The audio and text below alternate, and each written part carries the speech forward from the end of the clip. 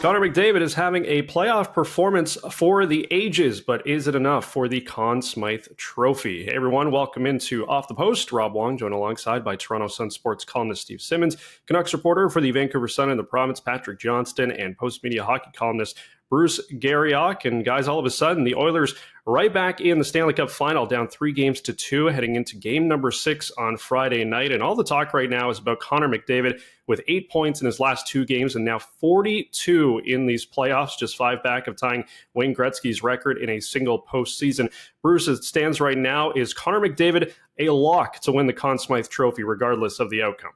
Well, I think it's going to be difficult on a losing team, and I'm not saying that's the right way to go, but I think if the Edmonton Oilers do end up losing this series, and as they head into Game 6, guys, they've left themselves no margin for error. I think it's going to be tough for McDavid to win the Conn Smythe. I've been in that press box. I've been among those voters. I think it would be very, very difficult to say the best player in the series, guys, was on a losing team. And I know he's been fantastic. I know he's done a lot of good things, but there's also a reason they were down 3-0. And I know it's not based on just the Stanley Cup final, but myself personally, if they lose the series, I just don't see it. You know, the problem with having a vote of any kind is you have voters. And not all voters. And there's recency bias. Yeah. What's that? And not all voters are created equal. Connor McDavid should be given the Conn Smythe Trophy today. Never mind what happens in Game 6. Never mind if they win the Cup. Never mind anything now. One player in NHL history has won the Conn Smythe Trophy as a non-goaltender for a losing team in the Stanley Cup playoffs, and that was Reggie Leach in 1976. Why? Because he scored the most goals that anyone had ever scored before. Well, guess what? Here's McDavid in another era. He's got 2 4-point games in the final. He's 20 points ahead of anyone on the Florida Panthers. That's insane when you think of it in that context. He's in the Lemieux Gretzky Club now. That's a place no one else gets to. At a time when, Gretzky was scoring all those points when the Oilers were scoring 5 goals a game. McDavid is scoring all these points as historically this team scores 3.5 goals a game. It's much harder to score today. What he's doing is all-time great. He should run away with the Conn Smythe now.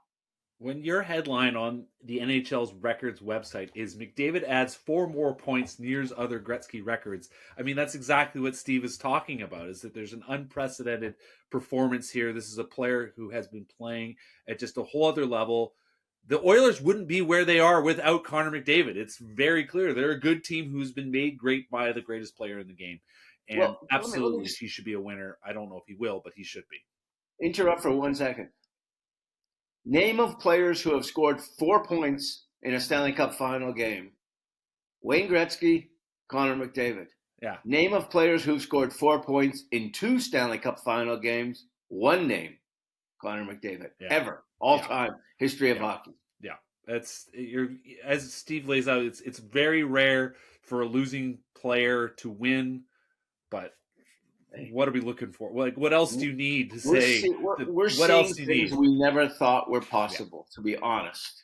I got to be honest. I think he would take the Conn Smythe Trophy, and I don't know what he'd do with it. If they don't win the Cup, it may go in the series. I don't. Yeah. I'm not even sure it's fair to give him the Conn Smythe Trophy. Fair to him. I mean, yeah. Considering the look on his face sometimes when they lose, I can't imagine what his face is going to look like if he has to come out and accept that award after a Stanley Cup final loss. Meanwhile, when the Panthers were up 3-0 in this series, Steve, everyone was talking about the impressive performances by Alexander Barkov and Sergei Bobrovsky, but now there's some pressure on Florida's top guns to perform. Who, in your opinion, needs to step up in Game 6 for the Panthers to close this thing out? Well, has anybody seen Sam Reinhart in the Stanley Cup playoffs? Really, final. Yeah. Like, this is a guy who scored 50-something goals this year. I think he was second in the NHL in goal scoring. He's a free agent who's, lots of teams are supposedly interested in, although I'm here he's going back to Florida. But that said, I haven't seen Sam Reinhart really at all making a difference in games. And the other guy that also a free agent is Brandon Montour, who I thought in last year's playoffs really emerged as a star. And it's the first time you thought, oh my, he's up there with the best in the league and the best offensive defenseman in the league. And to me, I don't see a lot of Montour. Maybe on the power play you do, but you don't see him the rest of the time. So those are the two guys to me that they're great players or potentially great players who haven't played nearly well enough to their level. Sam Reinhart had 8 goals in the first 2 rounds. You're absolutely right. Has had 1 goal in this series. I mean, he's a player they need. I have thought so highly of his game overall, and he hasn't been there. And it's a story that's been true of the last 2 games for the Panthers. There just hasn't been enough from them, which has been surprising given how good they looked the 2 games before that. It is an interesting spot. No team, there's one team that's come back from 3-0. There's a bunch of teams that have come back from 3-2. Someone else pointed out to me. Obviously, winning 4 in a row in the Stanley Cup final is what the Oilers are trying to do. And in the end, that's only been done once before to come back from 0-3. But in the end, I think the Panthers need a big game from Bobrovsky. They've had a lot of those. They're probably going to get another one. Maybe that'll be enough. But yeah, there's some guys that they could sure use a big performance from right now. Well, and I think, I think I was the guy sitting here ready to hand the Conn Smythe trophy to Barkov when they were up 3-0. So I'd be remiss if I didn't say that Alexander Barkov needs to step up his game.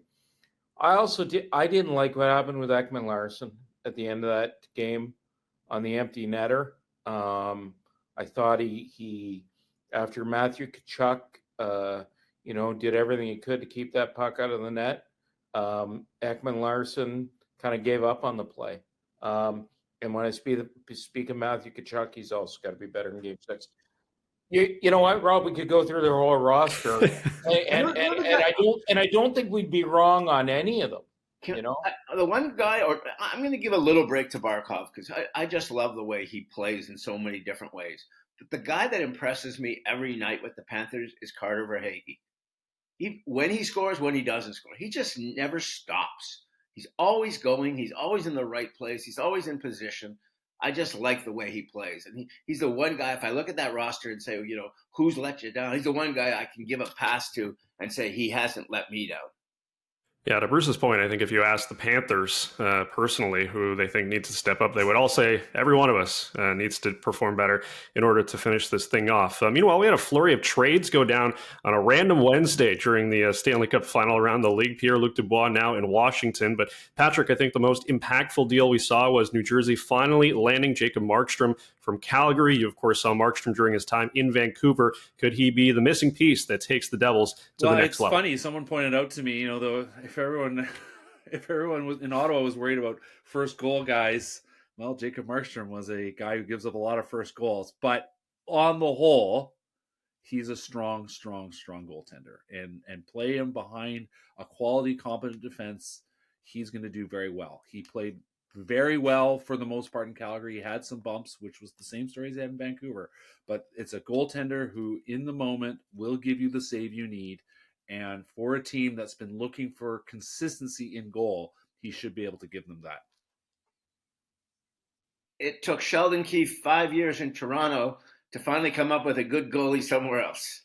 So, I like Jacob Markstrom as a goalie. I liked him in Florida, frankly, when he started out. And I think that team I think still needs a couple of pieces.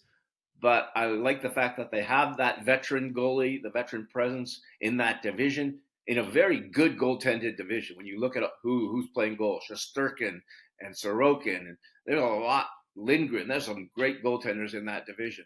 And so he deepens that field and makes New Jersey a tougher out, which makes, that 7 and 8 playoff spots, which I think are going to be a huge race in the East to begin with, more fascinating than they already are. I believe when this all came down, the New Jersey Devils, the LA Kings, and the Ottawa Senators were heavily in pursuit of Jacob Markstrom. And, I think that the Senators just couldn't find a fit. I don't think the Calgary Flames wanted to take Jonas Korpisalo off their hands. I just can't understand why. But anyway, that being said, I think this has turned the Senators into chasing Jonas, into chasing Linus Ullmark. And I think they are making a very hard push. I think they knew there wasn't a fit with the Markstrom trade before he got dealt. And I think what we're going to see here in the next, little bit is the Senators really try and get Ullmark here, because I think they believe that he can help. And guys, I think on this day, we got to pay rest in peace to the greatest Expos fan ever, Donald Sutherland. Nobody loved the Expos more than Donald Sutherland. I was sad to hear of his passing today at 88, and I wish he would live long enough to see these guys come back. Outstanding. Yep. For one of the truly great Canadian actors who, you could marvel at what he did. You could make a list today or any other day of great Donald Sutherland roles and great Donald Sutherland movies. And, sometimes we hear about this person passing or that person passing and how great they were. In this case, all of it's true. I remember, and I think of Donald Sutherland because I remember Michael Farber writing a column on how Donald Sutherland used to tune into Expos games out in LA, and in those days you had to listen on the radio unless you could find a satellite dish, and every game wasn't on television. And so we were driving into an Expos game in high school one year, and we almost did the front ender with Donald Sutherland, and he was waving at us. and we couldn't do a selfie. Great story, Bruce. Yes, an icon lost today as Donald Sutherland passing away at the age of 88. As always, leave your thoughts in the comment section below. For Steve Simmons, Patrick Johnston, and Bruce Garriock, I'm Rob Wong. And when we chat next week, we're either talking about a Game 7 or a Stanley Cup victory for the Florida Panthers. Should be an incredible weekend. Thanks for watching, and we'll talk to you next time.